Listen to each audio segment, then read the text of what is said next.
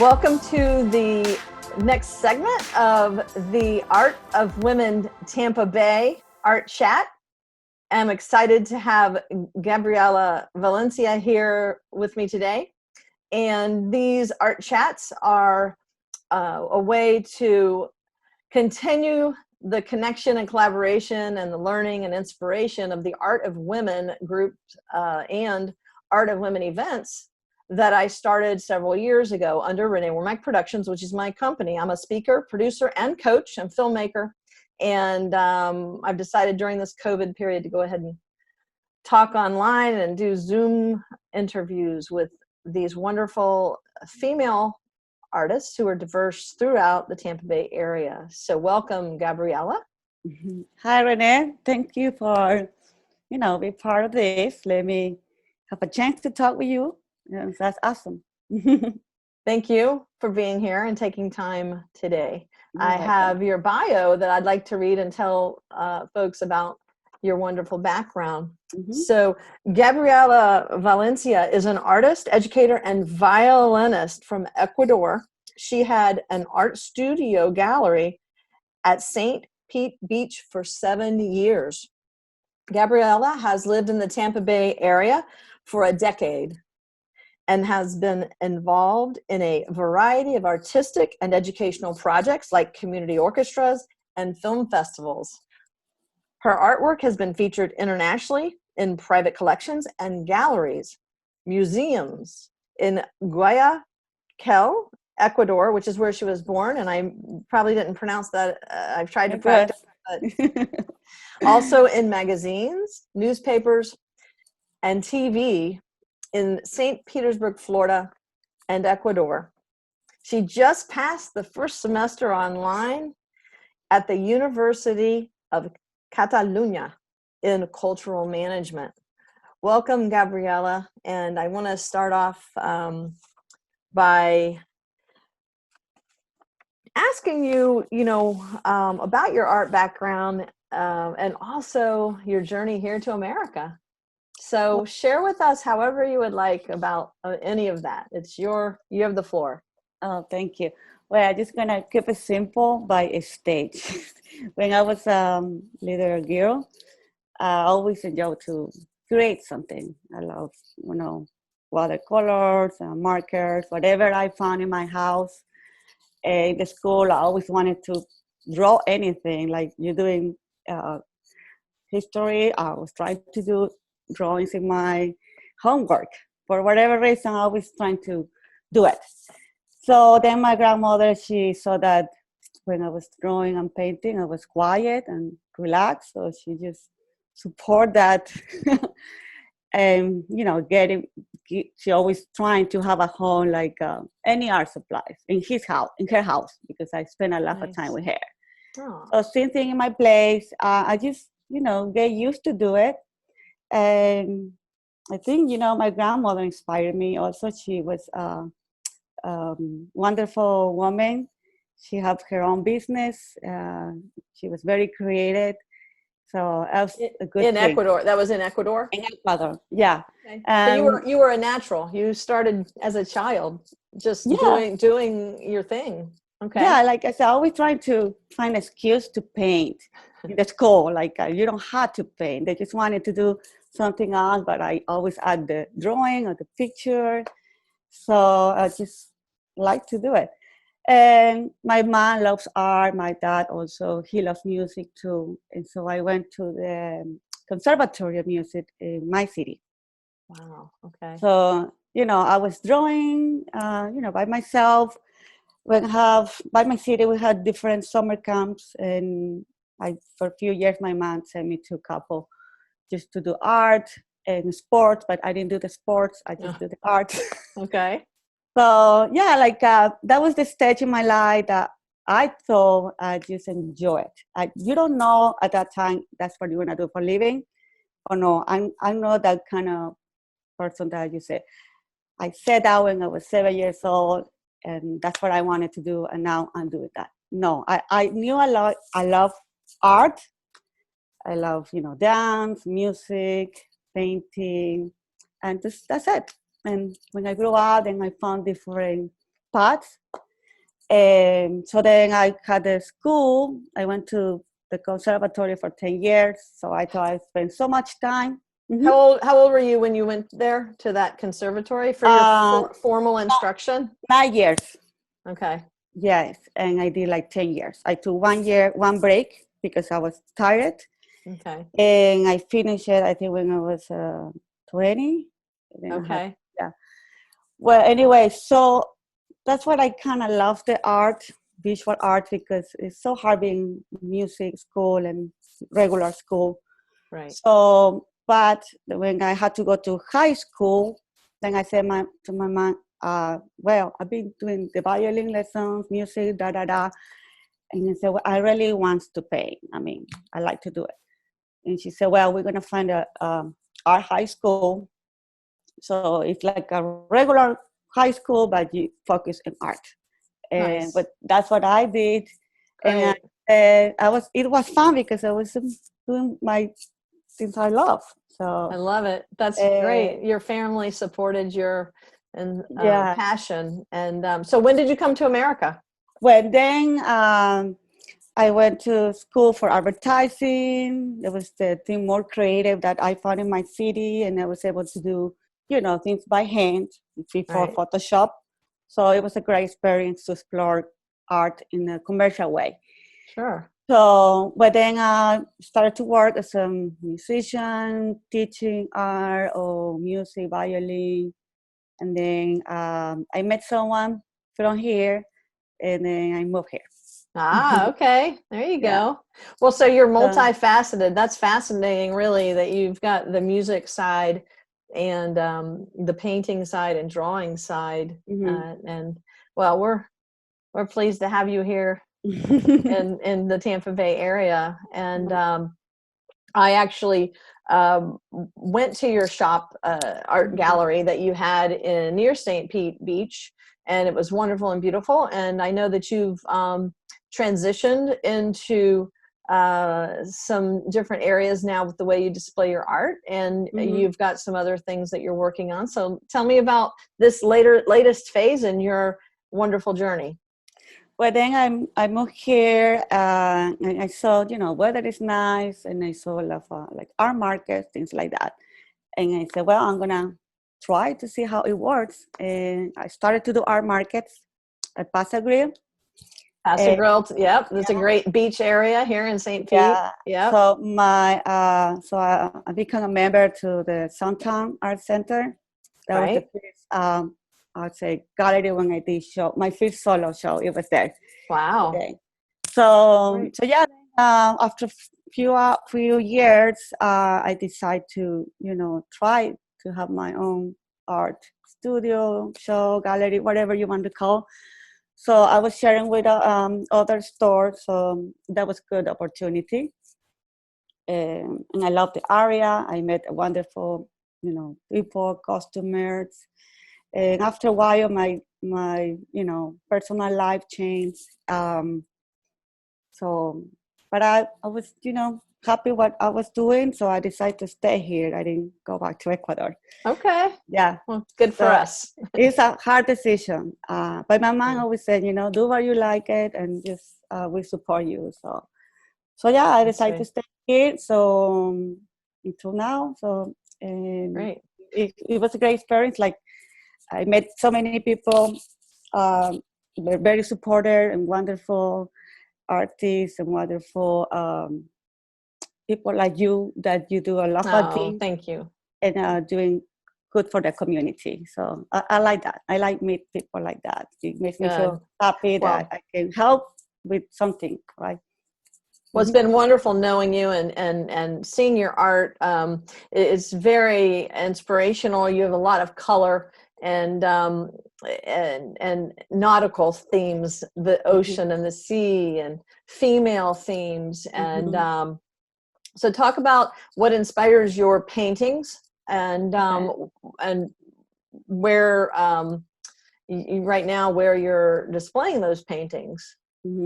Well, inspired me a lot for earth tones, earth shades. I love trees. That was the beginning. I love female figures. I like nature. I just wanted to combine those things and create one concept. Okay. It might be even from my point of view Right. of life and or spirituality. Like I think that's important for me. And also it's very inspired just where I live. I know I live close to the water, so that inspired me. If I were living in Colorado, probably I would get inspired from Right. those beautiful places. And so yeah, what else you asked me? Yeah. So you have them now. I see you have some in your where you're sitting right now, Oh, yeah. behind you, and That's the art and soul, the name of the show, right? I did with I love you. it. I That love it. painting. Yes. Yeah. Great. Uh-huh. So during this period that we've all kind of had to repurpose and Mm-hmm. re-strategize and figure out how we want to move forward. I know that I've seen you post some of your art being featured on masks, and Yeah. there's different ways that you've been presenting your work. Could you talk about that some? There's one right there. We got that. This is one. This is an Nautilus. I love the concept of these seashells. It has the golden ratio, and it's a means for perfection. I mean, I think nature does things in the perfect way. I like to learn more about science, so everything that is interesting to explore and then be able to express, with painting. But I've been doing teaching. I've been doing some violin lessons online. Excellent. Violin lessons online. Very good. That's excellent.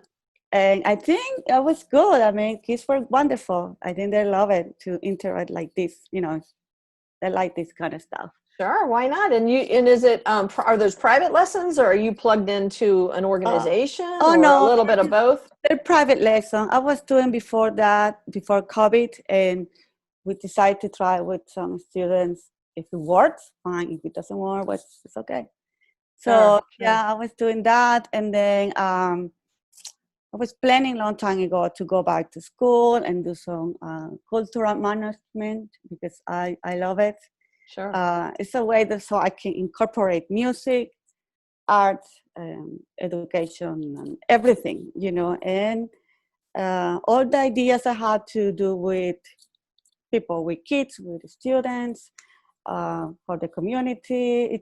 I found a perfect way to explore everything. Right. And so that's what I decided to do it. So I started this winter. Online, it's an online degree. It's an online degree because it was hard to do it here. I think maybe later I can get my transcript from Spain and do it here. But at that crazy time, I said, I'm going to do it, but it's now in my, possibilities. Right. Well, so when do you think you'll be finished with that online degree? Year and a half. Year and a half. Okay. And you'll have a cultural management? Yeah. So this is in Spain, the University of Oberta in Catalan, of Catalonia. They do, classes in person. Right. And also they do online. So they have a good background online studies. Okay. That's awesome. Good for you. Good for you. What a cool thing to do, during this kind of tumultuous and unpredictable time. Go ahead and pick up some additional education. And, you're hustling it with the violin lessons, and you've got your art out there. You've kind of repurposed some of the ways you present it with the masks and different other ways that you're putting it on other things. Are you putting it on shirts and things as well? I do it in shirts, masks. They print canvas or wood. There's a company, it's a Fine Art America. So they print almost everything. Tell me more about Fine Art America, because I've heard that from some of my other artist friends that do some of the things like you're doing. That's a website that artists can have, like a landing page there? Yeah, I mean, they personal place, kind of? Yeah, they give you like a website.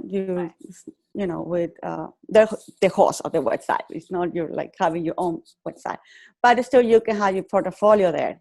Sure. And it's for sale, so you don't have to pay extra to selling your website. You can sell from there, and they print.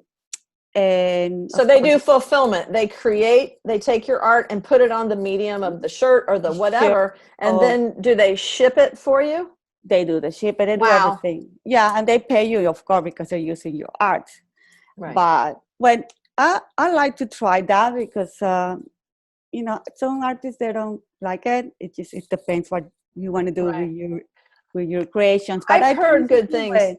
I've really heard good things about it, and I'm glad you brought it up because I think it's something that these sessions, the learning is just fantastic to hear your story and things like that. Bringing up a website like that it's free, you can put it on there, and so they don't take any percentage of anything. No, you pay a fee, like a year. It's a yearly it's like a subscription. Yeah. Okay. And they don't take a commission. They just one flat fee. Wow. I think it's there's so many platforms now to sell online. I mean, you don't really have to have your wording everywhere. You can sell online, but it takes money also. They're not free. So. Well, when you're small, like I know I am with the things that I do, and when you're an independent artist, it's really helpful to have that kind of back end kind of an organization that will do the actual imprinting and then the shipping for you. So do you feel like that's really helpful for you, or have you ever shipped some of your bigger your pieces that you have? Do you talk about that with some of the bigger pieces and how that website fulfillment helps you in other areas? Yeah, and because they're very good to promote their work, so I think it's good. In my personal opinion, is that it's fun to see your art in, just anything.